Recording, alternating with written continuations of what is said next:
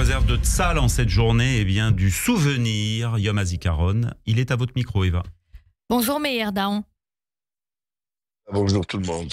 Merci d'être avec nous aujourd'hui en direct en ce jour de Yom HaZikaron, le jour du souvenir en hommage aux 25 420 soldats tombés au combat depuis 1860 et aux victimes du terrorisme. Hier, lors du lancement de la cérémonie officielle, le Premier ministre Binyamin Netanyahou a affirmé qu'Israël se battra jusqu'à la victoire et jusqu'au retour des otages.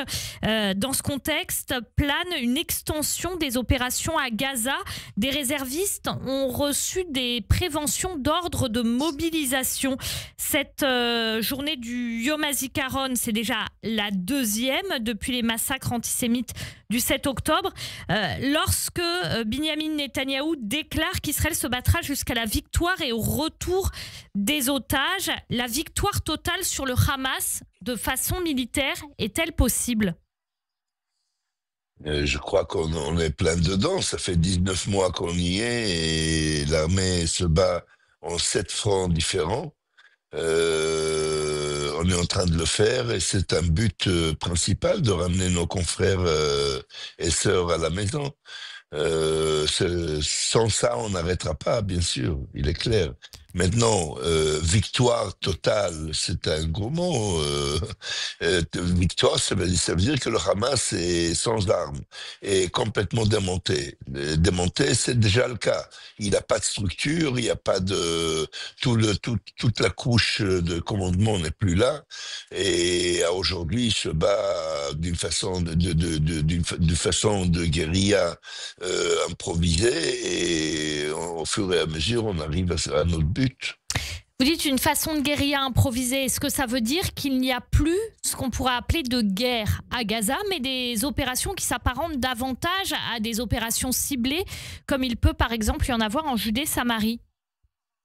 Oui et non, parce que en Judée-Samarie, le contrôle de l'armée est total. On peut arriver là où on veut, quand on veut, sans employer trop de force, alors qu'à la bande de Gaza, on a cerné la bande de Gaza, mais on n'est pas vraiment encore dedans. Et malheureusement, ou heureusement, ça dépend comment on veut le voir, au fur et à mesure, on va y arriver, on sera obligé de rentrer plus dedans, et à ce moment-là, ça sera exactement l'équivalent de la Cisjordanie, le même contrôle. C'est Yom HaZikaron aujourd'hui, c'est déjà le deuxième depuis les massacres antisémites du 7 octobre. Vous, Meir Dahan, vous êtes colonel de réserve, vous dirigez plusieurs bataillons. Quel est l'état d'esprit aujourd'hui, en ce jour de Yom HaZikaron, des soldats israéliens ?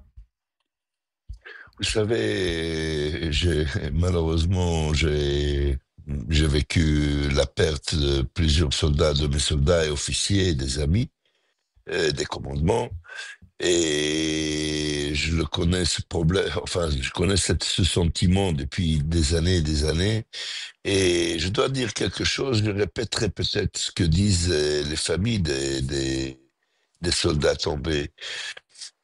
Pour eux, le Yom HaZikaron, le jour de commémoration, il est toute l'année, toute la journée, 24 heures sur 24. Aujourd'hui, c'est le jour où ils se rechargent en plein d'énergie, à savoir que tout le peuple est avec eux, qu'on est là et on reconnaît qu'on est là grâce à ceux qui ont sacrifié leur vie. Et avec tout ce respect et courage, on continue leur chemin.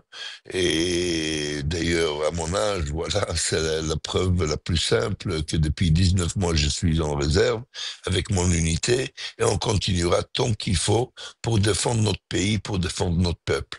L'époque où le juif recevait une claque et se pliait, c'est fini. Aujourd'hui, on a, grâce à Dieu, l'honneur de porter nos uniformes et nos armes et aller se battre et défendre notre pays et notre peuple partout dans le monde. Meir Dahan, tout à l'heure, notre correspondante à Jérusalem, Pascal Sunshine, parlait de l'état d'esprit en ce Yom HaZikaron en Israël. Et elle disait, concernant ces deux Yom HaZikaron qui se sont déroulés depuis le 7 octobre, un jour du souvenir sans fin. C'est aussi votre sentiment ? Sans fin. Oui, bah, ça fait 77 ans on est en train de lutter pour consolider, pour renforcer et amplifier l'existence de l'État d'Israël et de tous les points de vue, et aujourd'hui, c'est vrai, on affronte un problème social interne. Mais bon, c'est le genre de conflit qu'on doit résoudre au fur et à mesure, mais ça touche pas la solidarité de notre pays et de notre peuple. Vous avez dit tout à l'heure, le temps est fini où le juif recevait une claque et baissait la tête. Quand même, vous avez perdu énormément de soldats. C'est un combat permanent. Comment est-ce que vous vivez ce combat permanent pour faire exister l'État d'Israël ?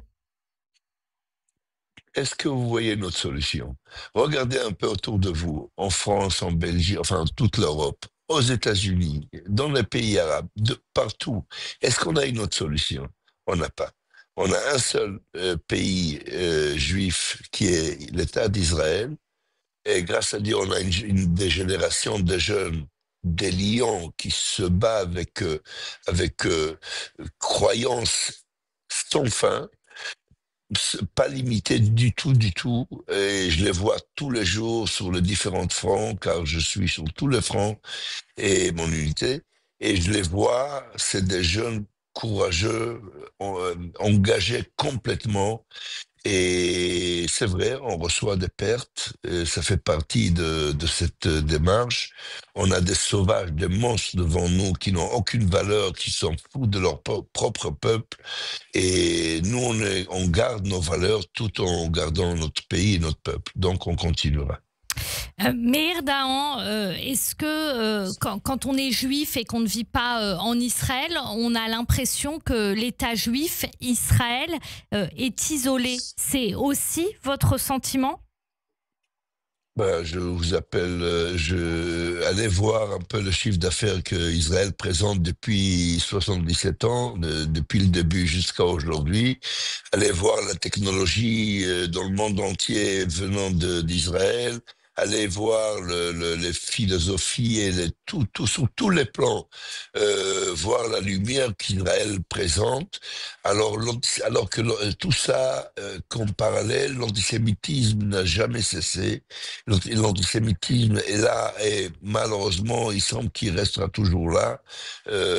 Apparemment, peut-être que c'est un outil que le bon Dieu nous a donné à nous, cet antisémitisme, pour nous garder un peu isolés et soulevés. Israël fait ses preuves sur tous les plans dans le monde entier et on continuera comme ça, si Dieu veut.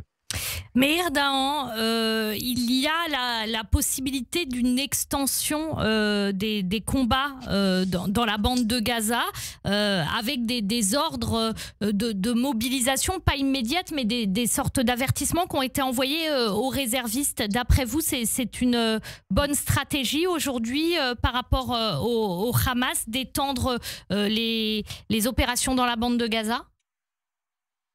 Comme j'ai dit au début, on a deux buts principaux. Ramener à la maison nos frères et sœurs, c'est le but principal, et faire en sorte à ce que le Hamas ne gère plus la bande de Gaza et armée. Ces deux buts doivent être atteints. Autrement, on recrée le 7 octobre, le prochain 7 octobre, demain, après-demain, dans un an, dans 10 ans. Alors, qu'est-ce qu'on veut? On veut du calme. On veut faire en sorte à ce que les forces qui détiennent la bande de Gaza, ce sont des forces objectives qui portent pas des armes et qui n'ont aucune tendance à attaquer Israël. C'est le but. Alors, dans cet ordre-là, de ramener nos frères et sœurs à la maison et arrêter le contrôle de Hamas armé à la bande de Gaza, ce sont deux buts qui doivent être atteints et on fera tout ce qu'il faut faire, que ce soit, vous savez, l'armée israélienne basée sur le réserviste, n'importe quelle opération on veut mener, on doit intervenir les réservistes, donc c'est bon, c'est normal.